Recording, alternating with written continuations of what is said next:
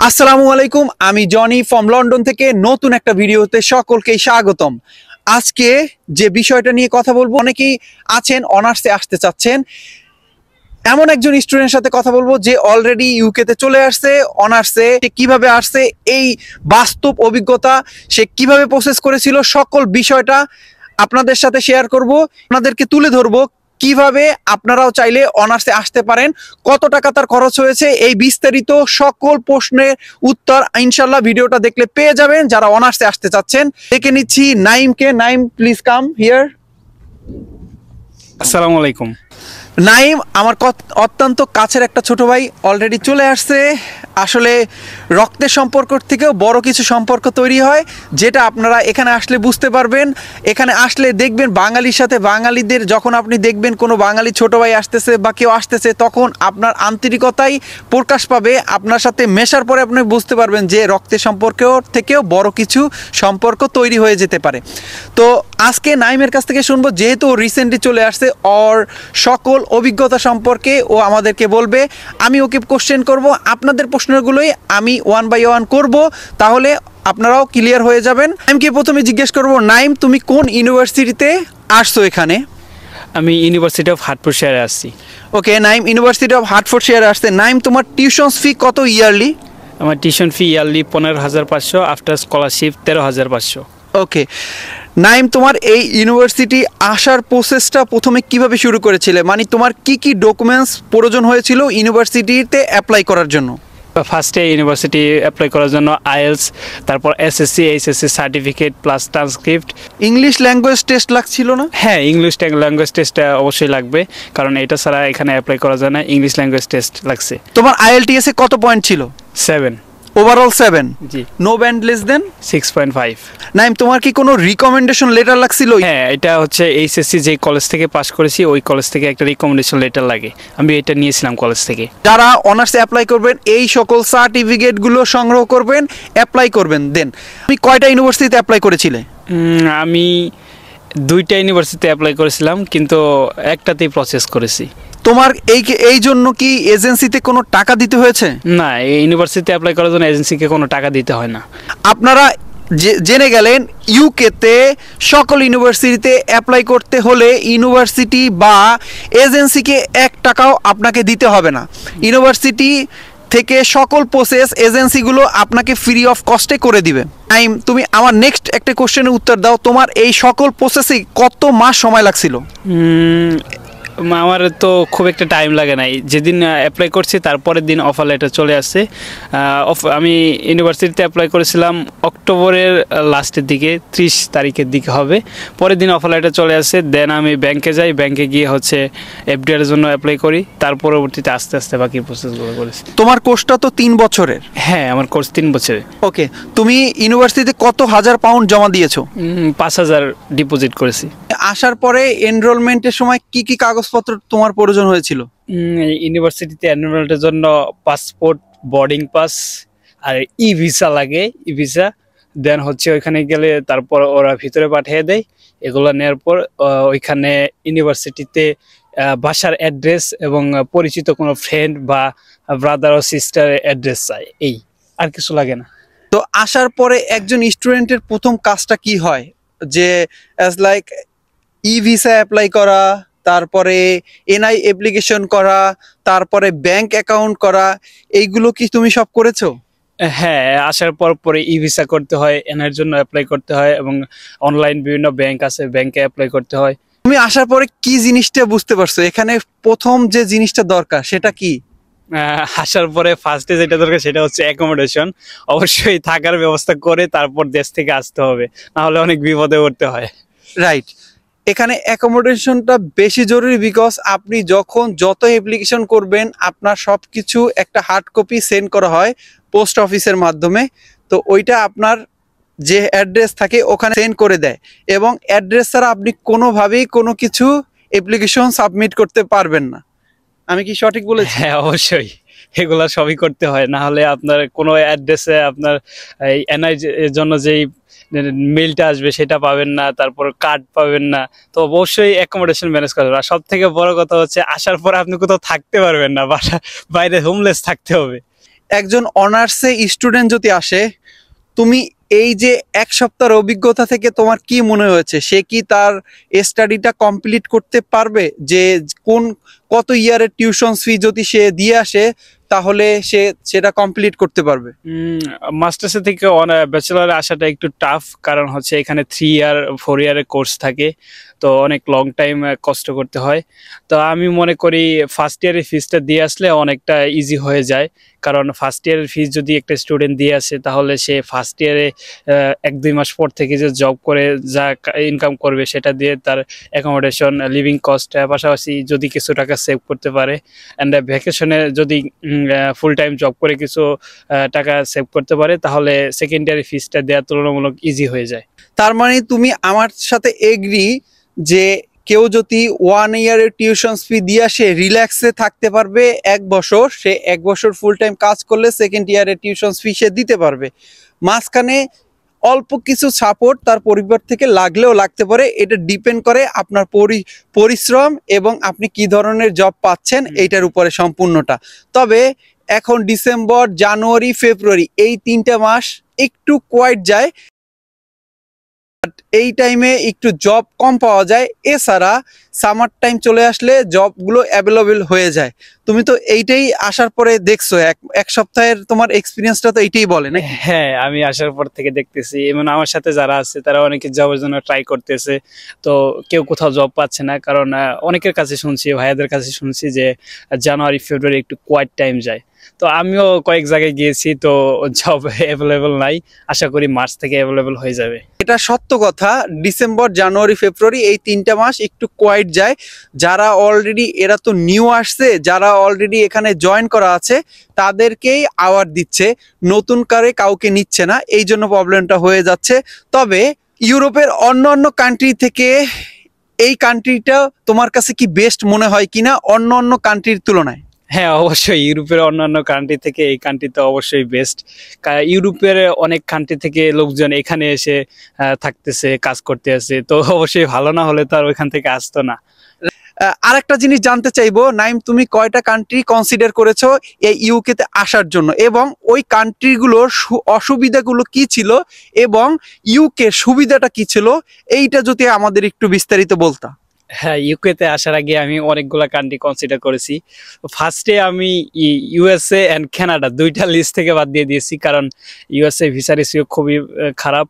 আমরা জানি যে আমাদের দেশে ওরকম ইউএসএ ভিসা হয় না, অনেকজন অ্যাপ্লাই করলে হয়তো বা 1-2জন ভিসা পায়। অ্যান্ড কানাডাতে অনেক হার্ড করে দিয়েছে, সেম অবস্থা লাইক ইউএসএ। দেন আমি অস্ট্রেলিয়াতে ফার্স্ট চয়েসে লাগছিলাম, কারণ অস্ট্রেলিয়াতে তখন অনেক ভিসা হচ্ছিল এবং অস্ট্রেলিয়াতে অনেক সুবিধা ছিল, জব করে সব কিছু ম্যানেজ করতে পারছে, টিউশন ফি দিতে পারছে। তো অস্ট্রেলিয়া আমাদের দেশ থেকে অনেক স্টুডেন্ট ওই সময় অ্যাপ্লাই করছে এবং অনেকেই ভিসা পেয়েছে। আমার কয়েকজন ফ্রেন্ড অস্ট্রেলিয়া ভিসা পেয়েছে, তো আমিও ওইরকম অস্ট্রেলিয়াতে অ্যাপ্লাই করার জন্য প্রিপারেশন নিয়েছিলাম। কিন্তু হঠাৎ করে দেখলাম অস্ট্রেলিয়াতে ভিসা রেশিও খুবই বাজে হয়ে গেছে, ভিসা হচ্ছে না। অ্যান্ড আরেকটা প্রবলেম ছিল, অস্ট্রেলিয়াতে স্টাডি গ্যাপ ওরা অ্যাকসেপ্ট করতে চায় না। আমার অনেকটা স্টাডি গ্যাপ ছিল, আমার এইচএসসি ছিল 2022, এখন আমি যদি 24-এ অ্যাপ্লাই করি প্রায় 2 বছরের একটা স্টাডি গ্যাপ। তো আমি চিন্তা করলাম ভিসা রেশিও খারাপ, এখন আবার সবকিছু ভিসা ফিস, আইএইচএস ফি, হেলথ ইন্স্যুরেন্স যেটাকে বলে, সবকিছু বাড়াই দিল অস্ট্রেলিয়া হুট করে। এখন আমার যদি ভিসাটা রিজেক্ট হয়ে যায় কোনোভাবে, তাহলে আমার দেখা যাবে যে 3 থেকে 4 লাখ টাকার মতো একটা লস। তো এই ভয়ে আমি আর কি অস্ট্রেলিয়ার দিকে যাই নাই। দেন আমি চিন্তা করলাম ইউরোপের কোনো কান্ট্রিতে যাব। তো জার্মানিতে শুনতাম যে টিউশন ফিস নাই, কিন্তু জার্মানিতে 2 বছর ওয়েট করতে হয়, একটা লং ওয়েটিং পিরিয়ড। তো জার্মানির দিকে গেলাম না। তারপরে হচ্ছে দেখলাম ফিনল্যান্ড, ডেনমার্ক তো অনেক জব অপরচুনিটি ছিল তখন। ফিনল্যান্ড তো সুখী দেশে 1 নাম্বার। তো ভাবলাম যে ফিনল্যান্ডে অ্যাপ্লাই করবো, কিন্তু ফিনল্যান্ডে অনেকে খোঁজ নিয়ে দেখলাম ফিনল্যান্ডেও জব ক্রাইসিস চলতেছে। দেন হচ্ছে ডেনমার্কেও সেম অবস্থা। তো ভাবলাম ইউরোপের এইসব দেশে না গিয়ে, যেখানে আমার ভিসাটা সিকিউর, আমি ভিসাটা পাবো মোটামুটি বলা যায়, আমার তো ডকুমেন্ট সব ঠিক আছে, তাহলে আমি ওইখানে অ্যাপ্লাই করি। দেন হচ্ছে একটু ঘাটাঘাটি করে দেখলাম যে ইউকে আমার জন্য বেস্ট। দেন আমি ইউকে চুজ করছি। তো শুনতে পেলেন, একজন স্টুডেন্ট, অনার্স স্টুডেন্ট কি কি সুবিধা অসুবিধা সবকিছু মিলে সে কিন্তু কনসিডার করছে অনেকগুলো দেশ, তারপরে ইউকে সিলেক্ট করেছে। আমারও মতে আসলে ইউকে দেশটা সিলেক্ট করা উচিত, বিকজ অফ ভিসা রেশিও এবং পরবর্তীতে সেটেলমেন্টের ব্যাপারে তুমি কতদূর জানো পরবর্তীতে কিভাবে সেটেলমেন্ট অর্জন করা যায়? হ্যাঁ, সেটেলমেন্টের এখানে অনেক ওয়ে আছে। যারা মাস্টার্সে আছে, মাস্টার্সে 1 বছরের কোর্স, ওটা শেষ করার পরে অনেকে স্পন্সরশিপ জব পেয়ে যায়। দেন হচ্ছে তারা 5 বছর এই জবটা কন্টিনিউ করলে আইএলআর এ চলে যায়, দেন হচ্ছে আর তারা ব্রিটিশ পাসপোর্টের জন্য এলিজিবল হয়ে যায়। তো ও কিন্তু 1 সপ্তাহের ভিতরে অনেক কিছু জেনে গিয়েছে। বাস্তব জিনিসটা এটাই, যারা চলে আসবে, আসার পরে বুঝতে পারবে যে এখানে অনেক ওয়ে আছে থাকার এবং অনেক ওয়ে আছে এখানে সেটেলমেন্ট অর্জন করার। একটা ইউরোপের অন্য কান্ট্রিতে যেখানে 15 বছর থেকে 10 বছর লেগে যায় সেটেলমেন্ট মানে পাসপোর্ট অর্জন করতে, এখানে কিন্তু 6 বছরে পাসপোর্ট পাওয়া সম্ভব। নাই আর একটা কোশ্চেন হলো, তোমার ইউনিভার্সিটি হলো হার্টফোর্ডশায়ার, তুমি আছো লন্ডনে, ইস্ট লন্ডনে। তুমি এখান থেকে তোমার আপ ডাউনে কত পাউন্ড খরচ হয়, এবং একটা স্টুডেন্ট যদি হার্টফোর্ডশায়ারে না থেকে, হার্টফিল্ডে না থেকে, সে যদি এখানে থাকতে চায় মানে লন্ডনের আশেপাশে থাকতে চায়, তখন তার কত পাউন্ড খরচ হবে বা আপ ডাউন সে করতে পারবে কিনা?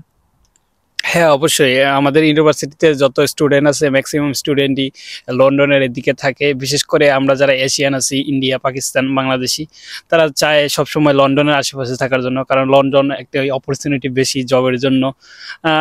আমি মনে করি ইস্ট লন্ডন বা লন্ডনের আশেপাশে শহরগুলো ভালো হবে। এখানে জব অপরচুনিটি ভালো, আপনার যাতায়াতে খুব একটা খরচ হয় না।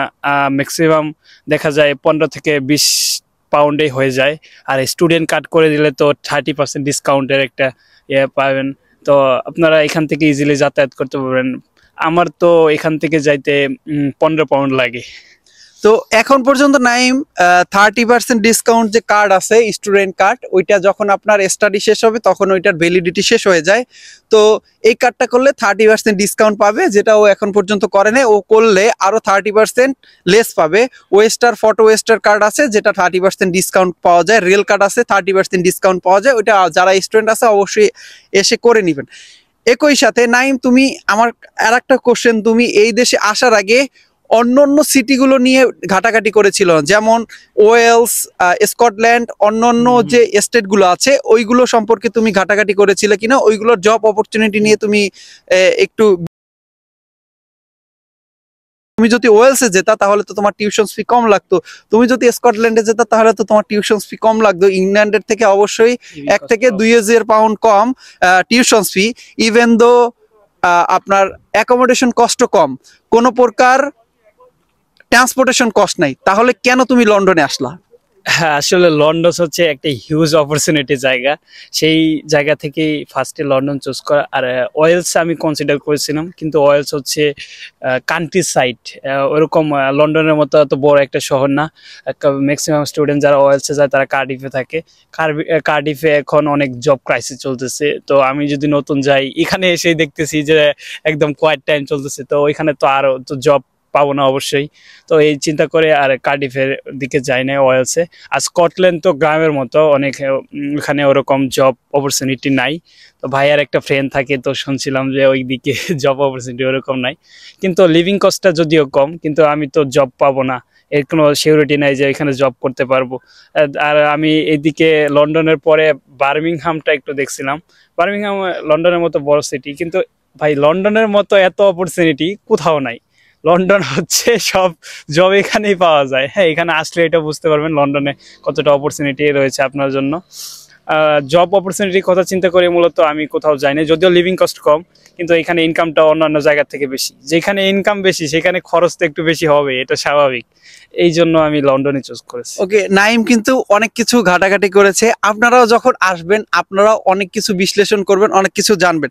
নাইম, তুমি তো বাংলাদেশ থাকতে আমার ভিডিওগুলো দেখতা, তো সরাসরি আমাকে দেখতে পারতেছো এবং আজ তুমি আমার ক্যামেরায় বন্দি হয়ে গেলে।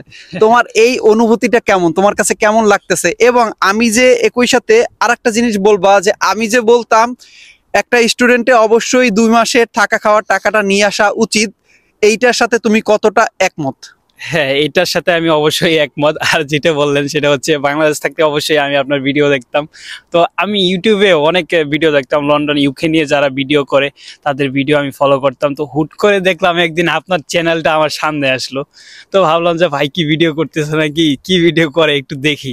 তো ভিডিও আমার তারপর দেখলাম যে না, এখানে আপনি ভালো অনেক মোটিভেট করতেছেন, যেগুলো আমাদের আর কি জানা দরকার, অনেক চ্যানেলে এগুলো বলে না।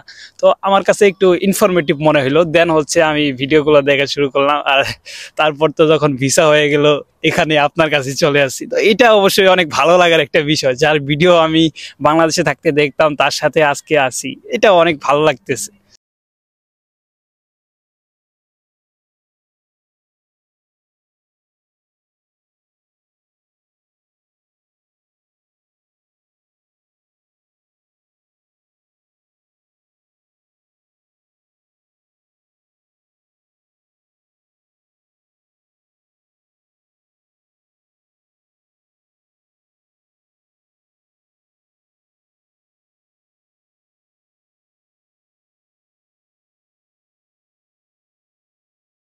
যখন আপনি অন্য কারো কথা শুনতে যাবেন এবং প্রতি উত্তরে আপনি যখন কিছু বলতে যাবেন তখন আপনি বাধাগ্রস্ত হবেন।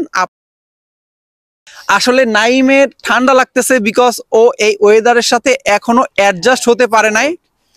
কেমন ঠান্ডা? হ্যাঁ, অনেক ঠান্ডা। এখানে দেখা যাচ্ছে যে সূর্য উঠছে, তারপরে অনেক শীত লাগতেছে, অনেকটা বাতাস বইতেছে। বিকজ এখানে আজকের ওয়েদার 3-4 আছে, কিন্তু অনেক ঠান্ডা। বাংলাদেশে যেখানে 13-14 শীতের সময় চলে আসে, হ্যাঁ। তো সেখানে এখানে আসার পরে 2 মাইনাসে চলে গেলে তো ঠান্ডা অবভিয়াসলি লাগবে। তো দর্শকদের উদ্দেশ্যে কিছু বলবা, যারা আমাদের আজকে দেখতেছে বা তোমার ভিডিওটা দেখবে, তাদের উদ্দেশ্যে যদি কিছু বলতা। হ্যাঁ, তাদের উদ্দেশ্যে একটা কথাই বলবো, অবশ্যই ধৈর্য হারাবেন না কখনো, আল্লাহর উপর ভরসা রাখবেন আর আপনি আপনার কাজটা করে যান। আপনার যদি রিজিক লেখা থাকে, আপনি যে ইউকে তে আসবেন, অবশ্যই আপনি আসতে পারবেন। আচ্ছা, আমার যারা দর্শক আমাদের যারা দেখতেছে, সাবস্ক্রাইব করতে বলে দেবা না? হ্যাঁ, অবশ্যই ভাইয়ার চ্যানেলটা সাবস্ক্রাইব করবেন। আমি কিন্তু ফার্স্টে সাবস্ক্রাইব করছিলাম না, দেন যখন দেখলাম যে সাবস্ক্রাইবার 1000 হয়ে গেছে, তো তখন আমি সাবস্ক্রাইব করছি। তো আপনারা আমার মতো করবেন না, কারণ ভিডিওগুলো অনেক ইনফরমেটিভ, আপনারা অনেক কিছু জানতে পারবেন, সঠিক একটা গাইডলাইন পাবেন। আর যদি কারো কোনো ইনফরমেশন জানার থাকে, অবশ্যই ভাইয়াকে বা আমাকে নক করবেন, আমরা যতদূর জানি আপনাদেরকে হেল্প করার চেষ্টা করব। আসলে আজকে আরো একজন মানুষ আপনারা পেয়ে গেলেন, যার সাথে আপনারা যোগাযোগ করতে পারবেন। অনেক কিছু জানার মাধ্যমে আপনার পথটা সহজ হবে ইউকেতে আসার জন্য। তো আমরা অবশ্যই আপনাদের হেল্প করার জন্য আছি। আমরা সময় বের করে আপনাদের সাথে কথা বলবো। ভালো থাকবেন সবাই। কোনো ধরনের কোশ্চেন থাকলে অবশ্যই কমেন্ট বক্সে কমেন্ট করতে পারেন। অন্য কোনো ভিডিওতে দেখা হবে। আল্লাহ হাফেজ। সে পর্যন্ত ভালো থাকুন, সুস্থ থাকুন, সকলেই ভালো থাকুন। আসসালামু আলাইকুম।